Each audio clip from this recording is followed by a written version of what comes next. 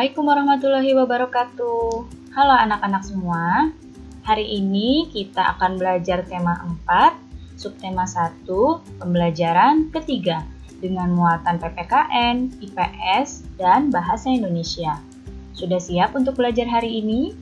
Kalau sudah siap, mari kita mulai belajarnya.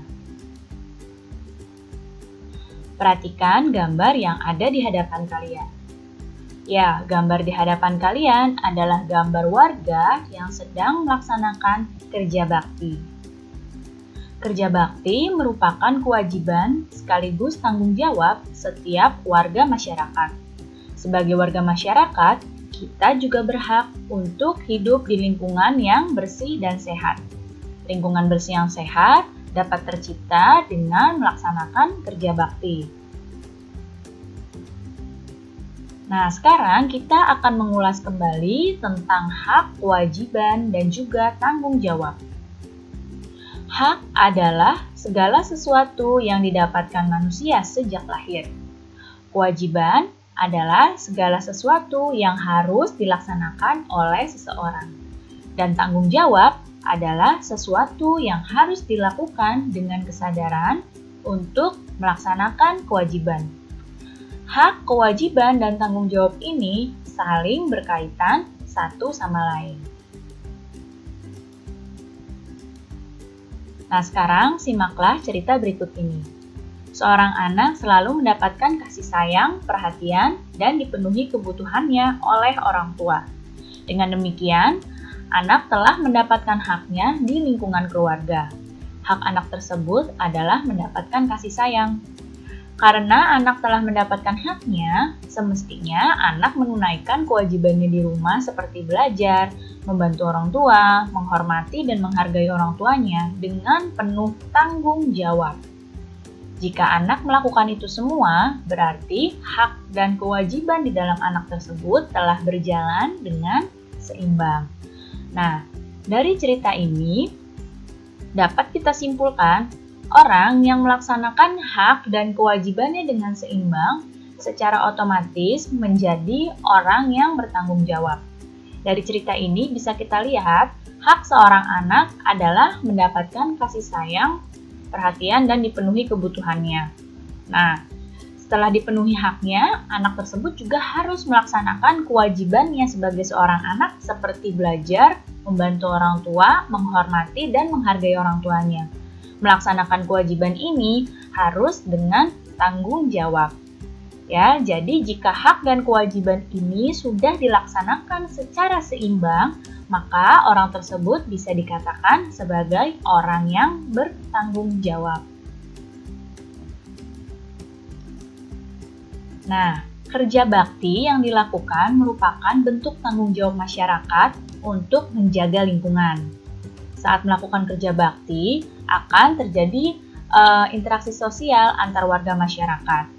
Manusia itu selalu berinteraksi dengan sesamanya. Apa itu interaksi sosial? Adakah yang masih ingat? Ya, interaksi sosial adalah hubungan timbal balik antara dua orang atau lebih yang saling memengaruhi. Jenis interaksi sosial ada 3. Yang pertama, ada interaksi antar individu. Kemudian ada interaksi individu dengan kelompok dan ada interaksi antar kelompok. Yang pertama, interaksi antar individu ini merupakan interaksi antara dua orang. Seperti gambar yang Ibu tunjuk dengan panah ini.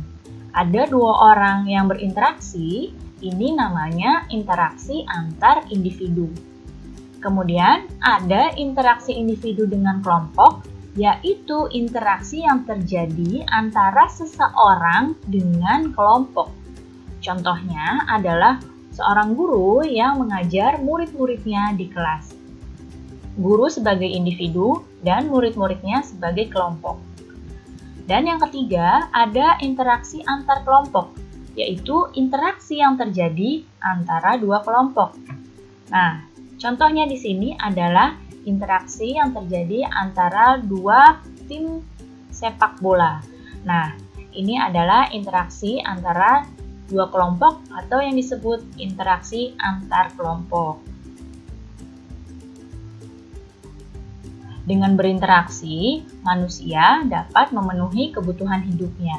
Dan tentu saja manusia itu tidak bisa hidup sendiri, karena manusia adalah makhluk sosial yang pasti berinteraksi satu sama lain. Interaksi sosial ini terbagi menjadi dua.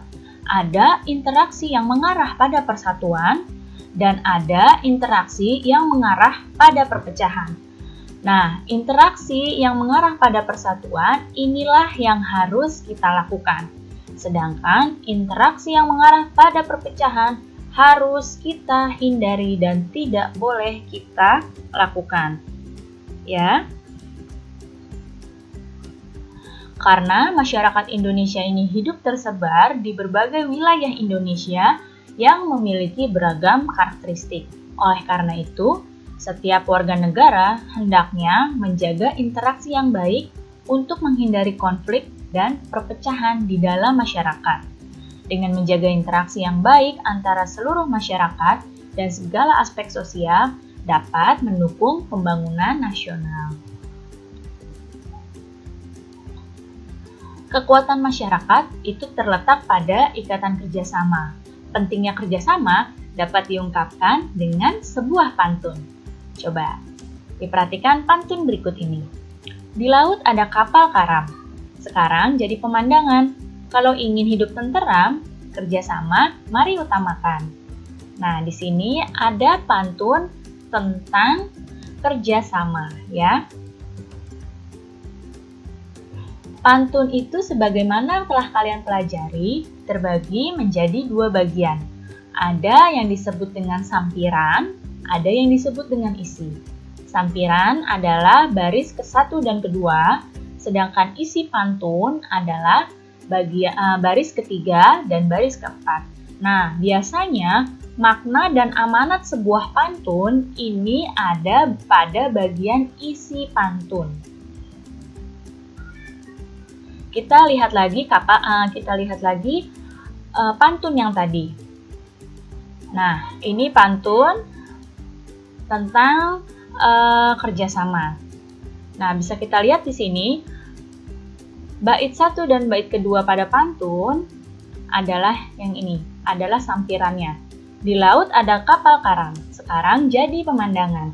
Ini adalah sampirannya pantun.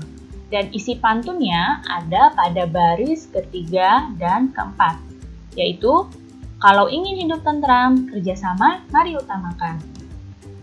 Nah, kita bisa lihat isi atau makna pantunnya dari baris ketiga dan baris keempat. Ya, jadi makna dari pantun ini adalah saling bekerja sama agar hidup menjadi tentram. Ya, jadi kita bisa mengambil kesimpulan isi atau makna pantunnya dari bait ketiga dan bait keempat dari pantun ini, ya. Baik anak-anak, cukup sekian ya penjelasan Ibu kali ini. Mudah-mudahan kalian paham dan mengerti.